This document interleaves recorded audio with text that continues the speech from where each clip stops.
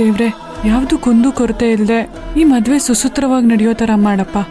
ಈ ಮದ್ವೆಲಿ ಅಪ್ಪನ ಪ್ರಾಣನೇ ಇದೆ.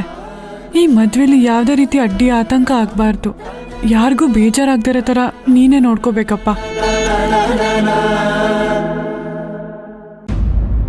ಬಳೆ ತೊಡಿಸಿ.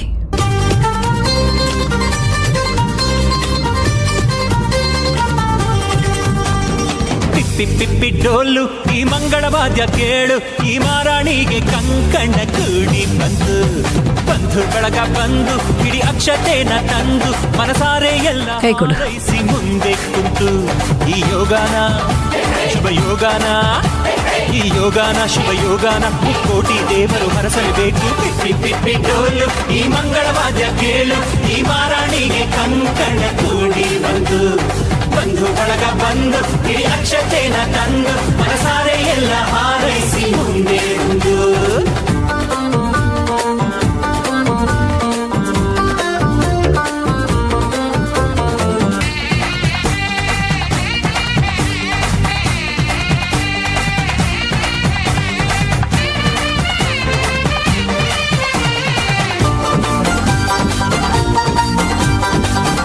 ಸಪ್ತಮಿ, ತುಂಬಾ ಮುದ್ದಾಗಿ ಕಾಣಿಸ್ತಿದ್ಯಮ್ಮ.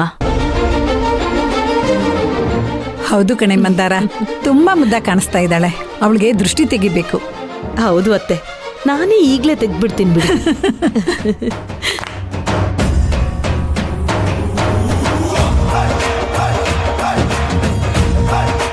ಹಾ, ಯಾರ್ಯಾರು ಬಳೆ ತೋರಿಸ್ಕೊಳ್ಬೇಕು ಹೆಣ್ಮಕ್ಳು ಎಲ್ಲ ಬಂದು ತೋರಿಸ್ಕೊಳ್ಳಿ.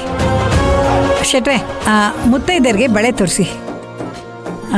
ನೀವು ಅಷ್ಟೇ ಕಣ್ರೆ, ಎಲ್ಲರೂ ಒಬ್ಬೊಬ್ಬರಾಗಿ ಬಂದು ಬಳೆ ತೋರಿಸ್ಕೊಳ್ಳಿ.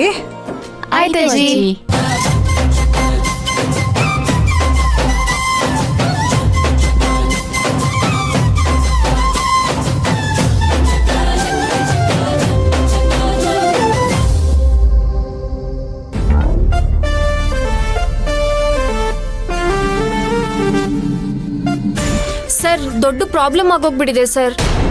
ಏನ ರೀ, ನನ್ ಮತ್ತೆ ಅದರ ಶಾಸ್ತ್ರಕ್ಕೆ ರೆಡಿ ಆಗ್ಬೇಕಾ? ಏಯ್, ನನ್ ಕೈಲಾಗಲ್ಲಪ್ಪ. ಅಯ್ಯೋ ಅದಲ್ಲ ಸರ್, ಸದ್ಯದಲ್ಲೇ ಈ ಲೈಟಿಂಗ್ಸ್ ಎಲ್ಲ ಆಫ್ ಆಗುತ್ತೆ.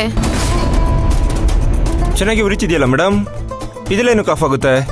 ಈ ವೆನ್ಯೂ ರನ್ ಆಗ್ಬೇಕಂದ್ರೆ ಜನರೇಟರ್ಗೆ ಡೀಸೆಲ್ ಹಾಕಬೇಕು ಸರ್.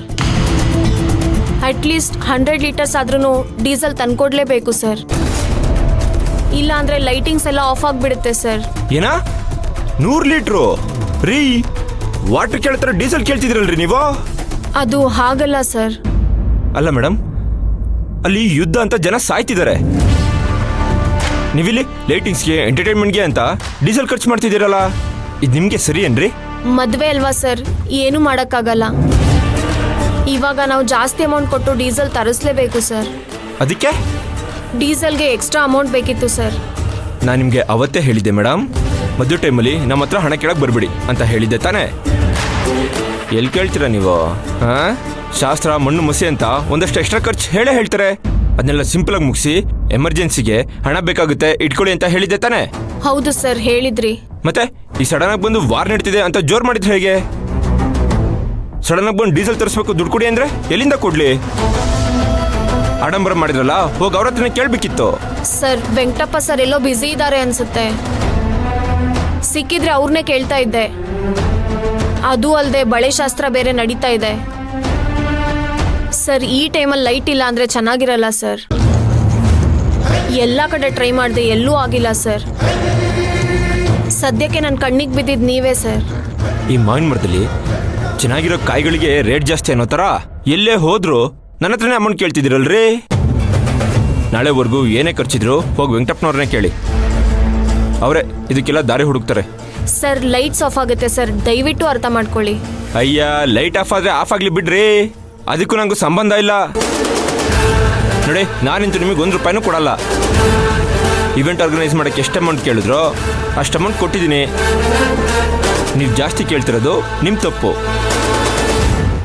ತಲೆ ತಿನ್ಬಿಡಿ, ಹೋಗ್ರಿ ಸುಮ್ಮನೆ. ಸರ್, ಅಯ್ಯೋ ಇವಾಗ ಏನ್ ಮಾಡೋದು? ಇವಾಗ ಲೈಟ್ಸ್ ಆಫ್ ಆದ್ರೆ ವೆಂಕಟಪ್ಪ ಸರ್ ಬೇರೆ ಬೇಜಾರು ಮಾಡ್ಕೋತಾರೆ. ಗೆಸ್ಟ್ಗಳ ಮುಂದೆ ಮರ್ಯಾದೆ ಹೋಗುತ್ತೆ. ಏನ್ ಮಾಡ್ಲಿ?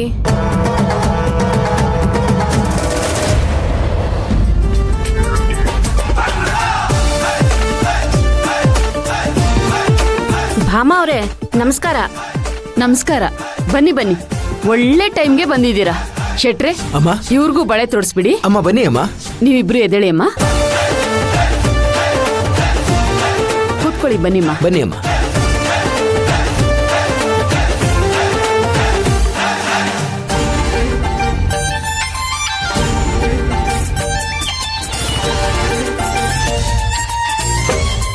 ಮಂಜು, ಇವ್ರು ಆಡ್ತಾ ಇರೋ ಅವತಾರ ನೋಡಿದ್ರೆ ನೀನ್ ತಂದಿರೋ ವಿಷದ ಬಾಟ್ಲನ್ನ ನಾನೇ ಕುಡ್ದು ಸತ್ತೋಗೋಣ ಅನಿಸ್ತಾ ಇದೆ.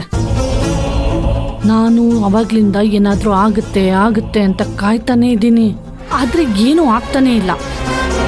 ಅತ್ತೆ, ಸದ್ಯಕ್ಕೆ ನಾವೇನು ಮಾಡೋ ಸ್ಟೇಜಲ್ಲಿ ಇಲ್ಲ ಅಂತ ಅನ್ಕೋಬೇಡಿ. ಎಲ್ಲ ಕೆಲಸ ತಾನಾಗೆ ನಡೀತಿದೆ. ಮಂಜರಿ, ಬಾರೆ ನೀನು ಬಳೆ ತೊಡಸ್ಕೊಳೆ.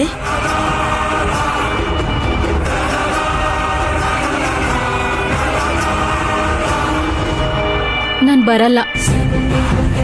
ಬಾ ಅಂತ ಕರಿತಾ ಇದ್ದೀನಲ್ವಾ, ಬಾ. ಬರಲ್ಲ ಅಂತ ಹೇಳಿದ್ನಲ್ಲ ಅಮ್ಮ.